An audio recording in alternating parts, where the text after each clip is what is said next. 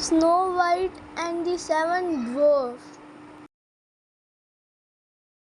Once upon a time, long, long ago, a lovely queen sat by her window swing.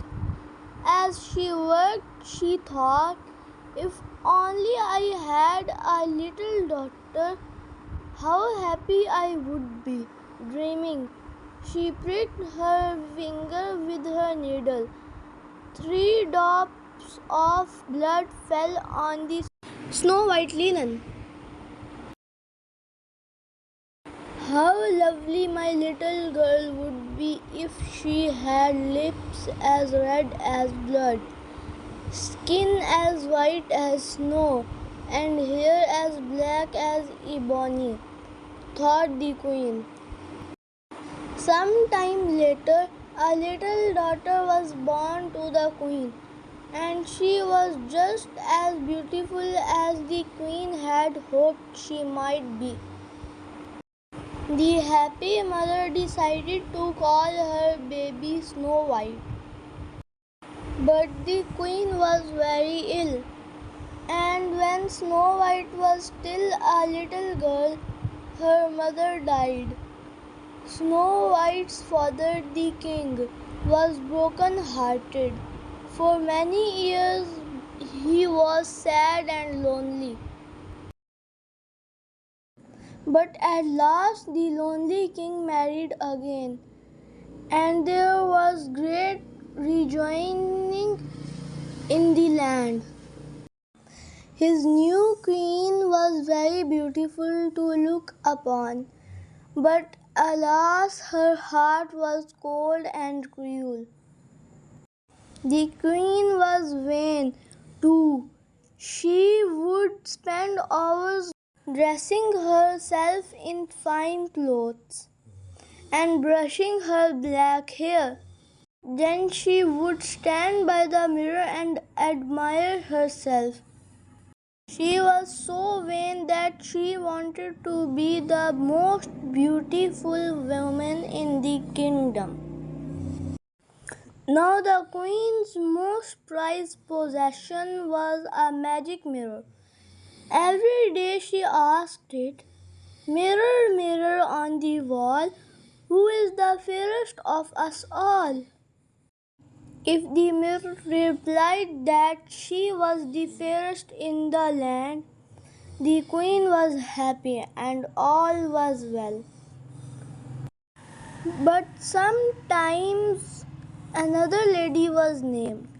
Then the queen would fly into such a terrible rage that the people around her trembled with fear, and the wicked queen would order the poor lady to be killed. Meanwhile, Snow White was growing up to be more and more beautiful, and as well as being pretty. She was so sweet-natured that everyone loved her. Everyone but the queen. The queen looked at Snow White jealously. At last she could stand the sight of the lovely princess no longer. She banished Snow White to the servants' quarters. Snow White's fine clothes were taken away from her, and she had to dress in rags like the other servants. And like the other servants, Snow White had to work very hard. She slaved from early morning until late at night, scrubbing and cleaning the palace floors, washing the dishes, sewing and mending the queen's clothes. As she worked, she would sing so sweetly that the birds would come to listen to her voice. She will soon lose her beauty, thought the wicked queen, for who can call her lovely in her old age, and with her hands roughened by work? Nevertheless, the queen went to her mirror and day after day asked the same question. Mirror, mirror on the wall, who is the fairest of us all? The wicked, vain queen was still afraid that one day Snow White would grow up to be more beautiful than anyone else in the land. While she worked, Snow White dreamed beautiful daydreams about a handsome prince. Someday she knew he would come and carry her off to his castle in the clouds.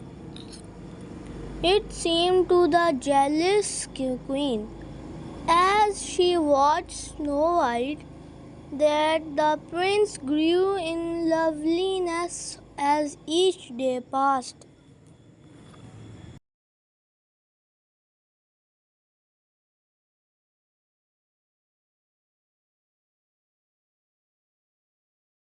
And indeed, though Snow White wore rich clothes, her beauty was plain to see.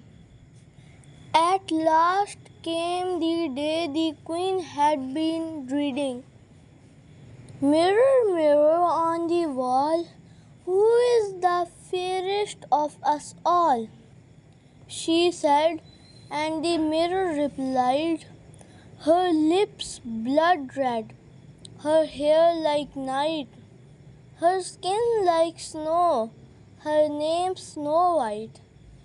The angry queen called her huntsman to her. Take the princess into the forest and bring me back her heart in this jeweled box, she said. The huntsman bowed his head in grief. He had no choice but to obey the queen's command. Off into the forest went Snow White and the huntsman next day. The princess, not knowing what was in store for her, skipped along beside the huntsman, now stopping to pick violets, now singing a happy tune. At last the huntsman, heartbroken, fell to his knees beside the prince. I cannot kill you, princess, he said, even though it is the queen's command. Run into the forest and hide, and never return to the castle. Alone in the forest, Snow White trembled with fright, but she was not really alone.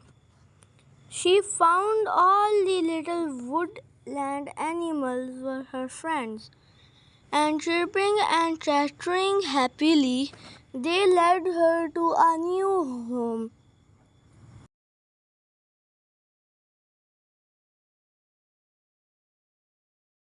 It was a sweet little tiny little house in the woods. The animals showed Snow White, but no one was home.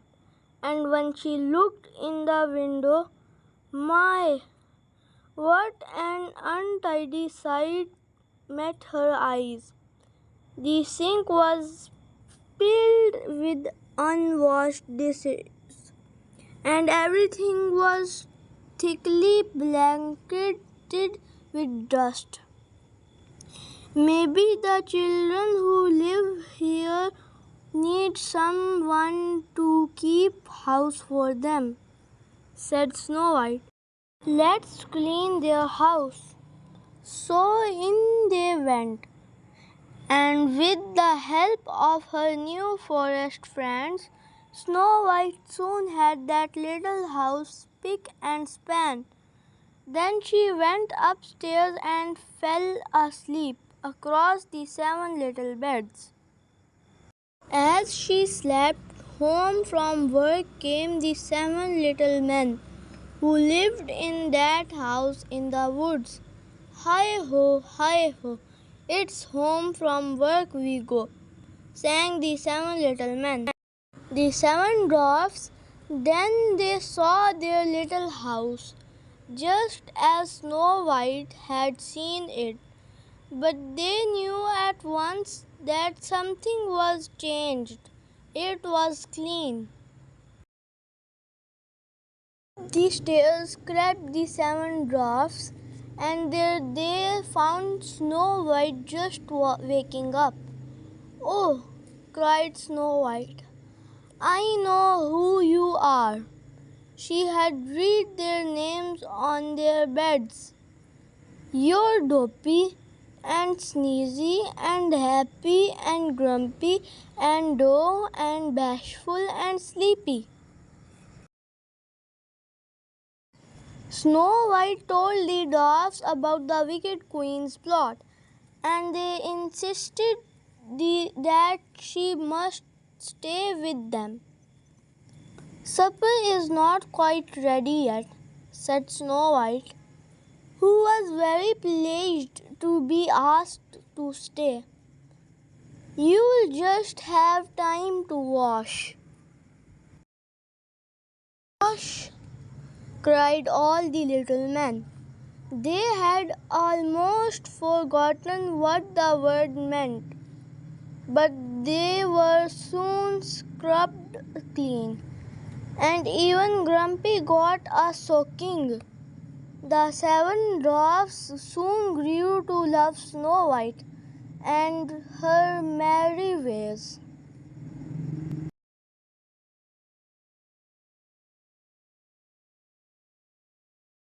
The next morning, instead of going to work in their mine, the seven dwarfs decided to make a beautiful new bed for Snow White. The seven little men would not have worked so happily if they could have seen beyond the forest. The wicked queen had learned that Snow White was still alive, and now disguised as an old woman, she was making her way to their very own house with a poisoned apple for Snow White. When the dwarfs had left Snow White that morning, they had warned her to stay in the house. "Be careful of strangers," Grumpy had said, as Snow White kissed him goodbye. And Snow White had promised that she would be careful. Later that day, the old woman knocked at her door.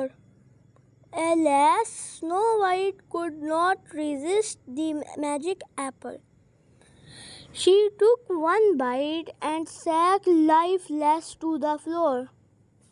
Hurrying away, the wicked queen fell into a deep chasm and was never seen again.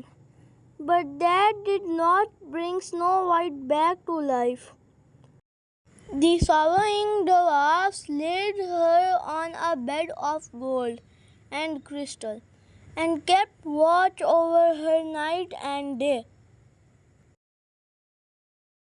One day a handsome prince came to the forest and saw Snow White.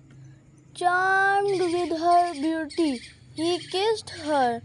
At last Snow White awoke.